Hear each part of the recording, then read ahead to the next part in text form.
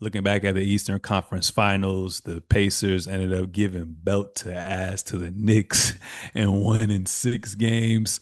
I originally had the Knicks in 7 just because of the path that they took to get there and the star power that they had. And I wasn't quite an official believer of the Indiana Pacers, but boy, was I wrong. Pascal Siakam ended up being the Eastern Conference Finals MVP, averaging 25 points, 5 rebounds, 4 assists. There was a total of 9 votes. 5 went to Pascal, 4 went to Tyrese. So let me give some flowers to Tyrese as well too, with 21 points per game, 11 assists and 6 rebounds as well too. But crazy, crazy outcome. Everything kind of once I saw game one and how that all just panned out, I was just with Naismith and then Tyrese, and then I was like, yeah, they're cooked, bro. But what are your thoughts on Eastern Conference Finals, my guy? That's what's tough for me is because I really feel like the Knicks could have won that series. I think like if you win game one, they have a really good chance of winning that series. And honestly, to me, game one was an example of you can, especially in sports, you can do everything the right way and someone's just having a better night than you. I Mm, don't think they necessarily blew that game. I don't Naismith just went like 8 of 9 from three and like hit look seven in the like fourth game six quarter. Clay. Yeah, like it that's something you can't really, and it's not like they were all wide open shots either. Like if he's gonna make 9 threes in the fourth, like that's really tough for anybody to match unless you're on that type of heater.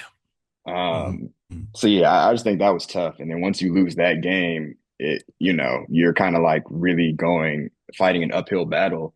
And it came out again to me, the Pacers have the best bench slash supporting cast in the league.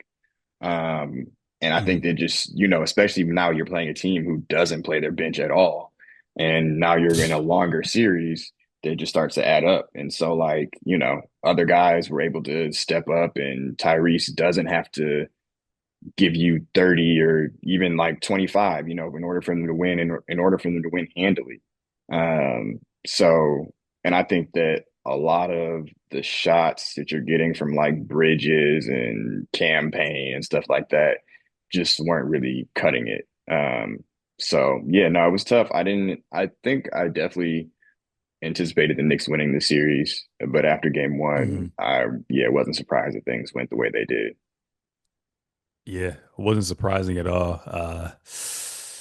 Yeah, it was just tough, man. And like I say again, man, like it goes to show you that depth matters.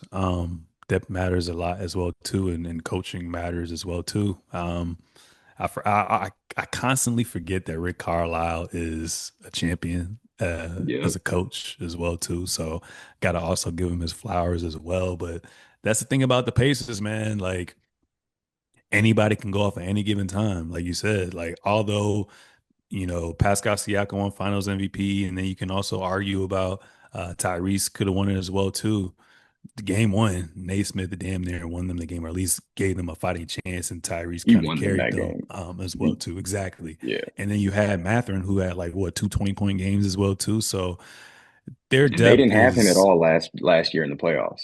exactly didn't have him at all last year. I forgot he was injured. So damn, they're just getting that's like getting a new player from free agency.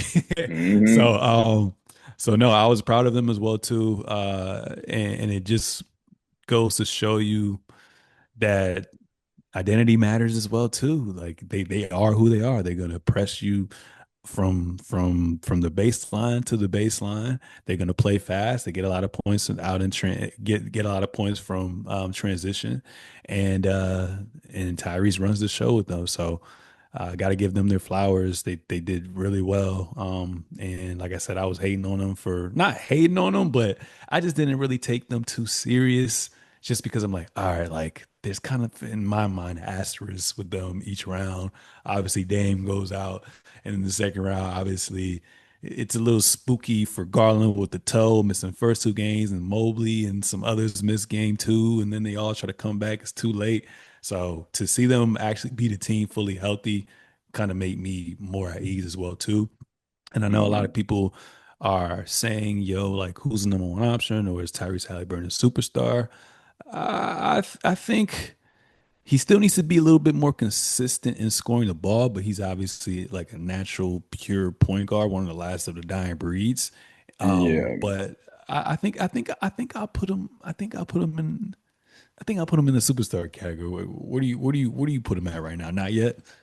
I think this playoff run put him in that category. Not only just his play, but he was the most clutch player in the playoffs, and that's the playoffs that had Jalen Brunson, Facts. who was super clutch too. But like Facts.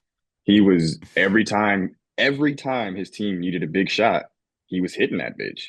And like it was really crazy. Like when he shot that shot at the end of game one, I was like, even when it bounced, I was like, I feel like this is gonna go in because that's Yeah, how his me playoffs has too. been going. And he's Yeah, also, yeah. like you said, he's a pure point guard. So of course, like he had one game this series that they lost. I think he only had like 8 points. Like 8 points, that you yeah. don't want, but like he's gonna a decent night for him is like 15 and 10. Like that's not bad.